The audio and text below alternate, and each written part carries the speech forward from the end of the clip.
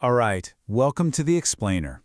Today we're going to talk about something fascinating, an economy that's mostly, well, invisible. We're heading to Bolivia, where what you see on the books is just a tiny piece of the real economic puzzle. And to kick things off, I want to show you a number that, honestly, it's pretty staggering. Yeah, look at that, 74%. According to the data, that is the huge percentage of workers in Bolivia's major cities who are working in the informal sector. Let that sink in. We're talking about almost 3 out of every 4 people. 3 out of 4! They're working completely outside the formal system. So what does that actually mean for a person's life? Well, it means this. The vast majority of people working there have no access to Social Security, no health insurance, no retirement fund, none of the basic protections that so many of us just assume are part of having a job. It's just a daily reality of survival for millions. And it makes you wonder, right? How on earth did things get to this point? So, the reasons behind this massive informal economy, they're not simple. You can't just point to one thing. It's a whole mix of really deep structural issues that have been building for a long time. It's like a perfect storm of factors that basically push businesses and people into the shadows. Okay, first up, red tape. Just mountains of it. Trying to formally register a business in Bolivia is famous for being incredibly long, super complicated, and really expensive.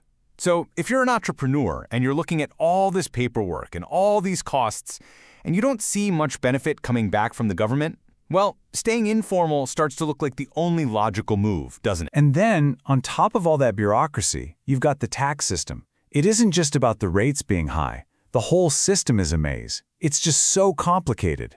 This creates this massive incentive for small business owners to just operate off the books. It's a survival tactic. And here's the kicker that just puts even more tax pressure on the few businesses that are playing by the rules. And what if you want to hire someone? Well, good luck. The labor laws are so rigid and so expensive that it makes hiring people formally really unattractive for businesses. The costs, the strict rules, it's just too much for many. So what happens? Employers just avoid it.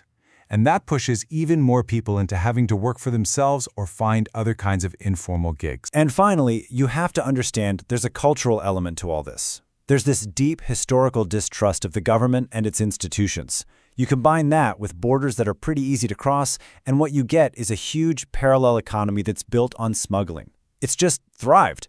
For a lot of people, working outside the system isn't just some alternative. It's the way business has always been done. Okay, so the problem is obviously really complex. So where do we even start to look for solutions? Well, experts are pointing to a whole range of policies that kind of have to work together if you want to make a real dent in this. So here's the roadmap, the list of potential fixes. You're talking about making labor laws more flexible, making it easier for new businesses to get loans, investing in education, and of course, you absolutely have to crack down on corruption.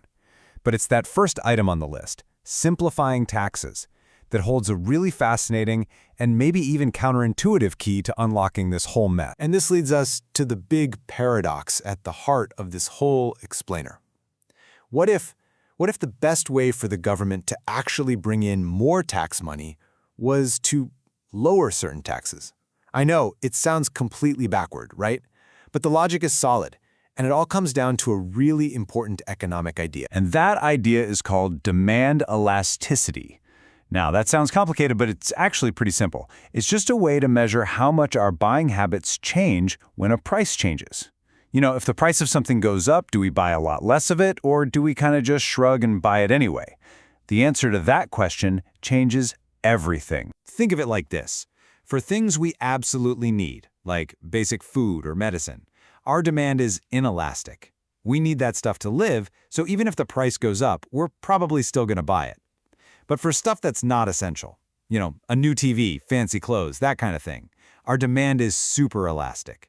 If the price drops, suddenly everyone wants one. If the price goes up, we can just say, nah, I'll wait. Okay, so let's plug this back into our tax question.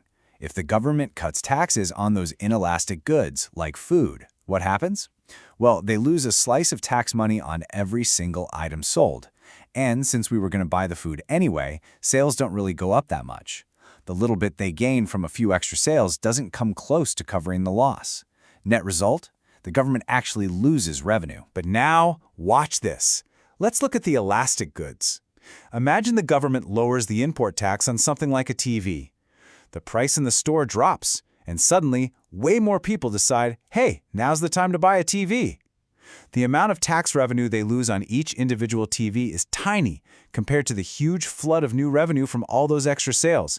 And the net result? The government actually makes more money.